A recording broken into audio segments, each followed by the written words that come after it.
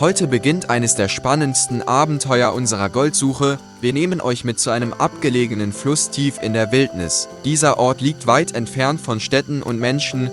Keine Straßen führen hierher, nur dichter Wald und gefährliche Berge umgeben dieses Gebiet. Der Weg dorthin ist extrem schwierig. Stundenlang müssen wir durch Schlamm, Flüsse und dichtes Unterholz laufen. Unsere Ausrüstung ist schwer und jeder Schritt kostet Kraft. Doch genau an diesem versteckten Ort soll sich unglaublich viel Gold befinden. Seit vielen Jahren erzählen sich Goldsucher Geschichten über diesen Fluss, denn das Wasser fließt direkt durch natürliche Goldgebiete in den Bergen. Über Jahrzehnte haben sich hier Goldpartikel im Flussbett gesammelt. Große und kleine Goldstücke sollen hier verborgen liegen. Besonders während der Trockenzeit, denn wenn das Wasser sinkt, bleiben schwere Materialien in den tiefsten Stellen zurück. Und genau dort sammelt sich oft Gold an. Als wir endlich den Fluss erreichen, spüren wir sofort die besondere Atmosphäre. Der Ort wirkt geheimnisvoll und unberührt. Zwischen den Steinen entdecken wir schwarzen Sand und schweren Kies. Ein deutliches Zeichen für mineralreiche Ablagerungen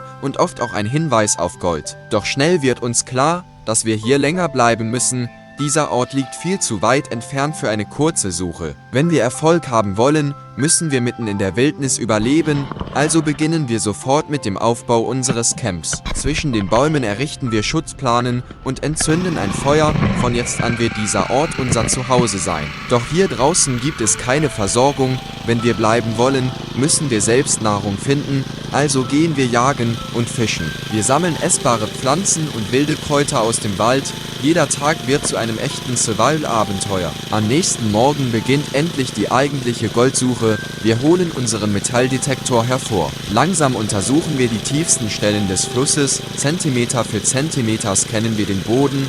Dann plötzlich ertönt ein starkes Signal. Sofort bleiben wir stehen. Alle blicken gespannt auf dieselbe Stelle. Wir markieren den Bereich und beginnen zu graben. Die oberste Sandschicht wird entfernt, darunter erscheint dichter schwarzer Kies, ein unglaubliches Zeichen. Jetzt kommen unsere Maschinen zum Einsatz. Mit speziellen Geräten saugen wir Sand und Kies aus dem Flussbett. Das Material wird direkt zu unserer Goldwaschanlage transportiert. Dort beginnt die Trennung von Sand und schwerem Material. Die Spannung steigt mit jeder Minute. Vielleicht verbirgt sich unter diesem schwarzen Sand ein echter Schatz. Begleitet uns auf diesem Abenteuer in den nächsten Tagen.